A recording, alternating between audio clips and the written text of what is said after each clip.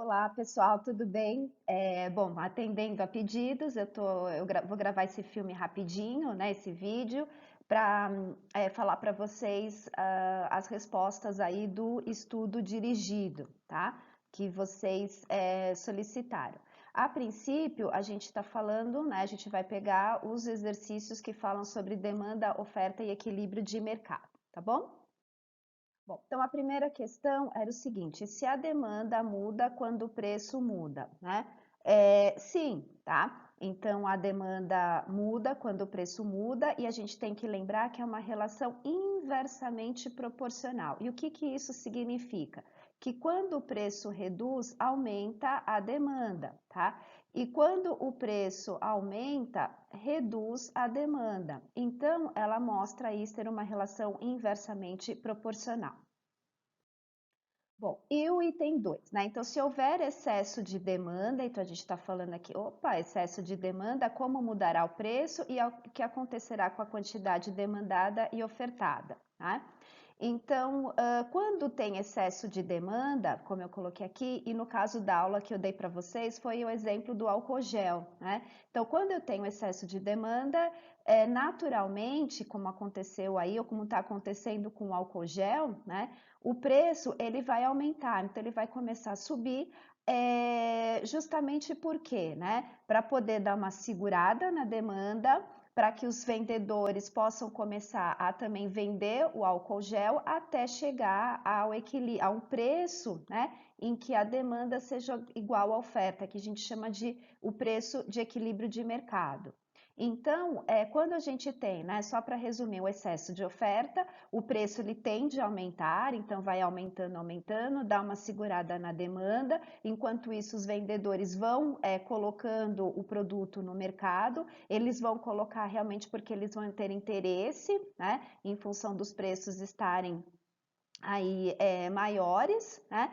E o preço vai aumentando até realmente atingir o equilíbrio de mercado, pensando que não há intervenção do Estado, né? Pode até vir uma intervenção do Estado se o preço começar a aumentar abusivamente, né? Aqui no Brasil a gente tem essa característica. Bom, no item 3, está falando o seguinte, que no intervalo de 2 anos, pegar aqui o cursor, de 2 anos, o preço dos televisores aumentou 5% e o preço de todos os outros bens 12%. Então, nesse período foram vendidos mais televisores, isso é uma afirmativa. E aí isso confirma ou não, né, a lei da demanda? Isso realmente confirma, né? Qual que houve o maior aumento? O preço dos outros bens, porque eles aumentaram aí em torno de 12%. Então, isso significa que a demanda por outros bens diminui, né? E a demanda dos televisores acaba aumentando porque o seu preço não aumentou tanto assim comparado aos outros bens, tá bom? Bom, aqui no item 4, nós temos uma tabela mostrando os preços de hambúrgueres, suas respectivas quantidades demandadas e respectivas quantidades ofertadas. E como primeira pergunta, qual é o preço de equilíbrio dos hambúrgueres? O preço de equilíbrio é R$ 2, justamente porque é quando a quantidade demandada é igual à quantidade ofertada, ou seja, não existe tendência para variar os preços. Então é daí que eu descubro qual é o preço de equilíbrio. Bom, aí as outras questões,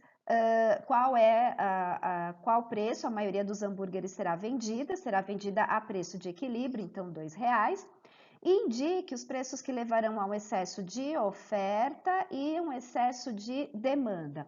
Então, excesso de oferta, de demanda, né, o primeiro, vai acontecer nos preços de R$ 1,80, R$ 1,60. Então, aqui, como os preços estão mais baixos, realmente vai ter um excesso de demanda e não vai ter uma oferta suficiente para atender essa demanda. Então, há uma tendência de se elevar os preços, como é o caso lá do álcool gel.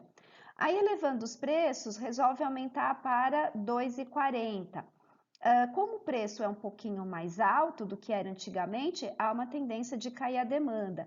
Então, nesse caso, para atender, né, a quantidade ofertada, para que não haja sobra, para que não haja produtos estocados, existe uma tendência à redução de preços e aí reduzindo os preços até atingir um preço que a demanda vai ser igual à oferta e aí é o preço de equilíbrio, né? Então, respondendo, o excesso de demanda acontece 1,80 e 1,60 e o excesso de oferta 2,40 e 2,20. Certo, gente? Então é isso que vocês tinham me pedido como respostas aí do estudo dirigido, e vou deixar disponível para vocês. Até mais. Beijo.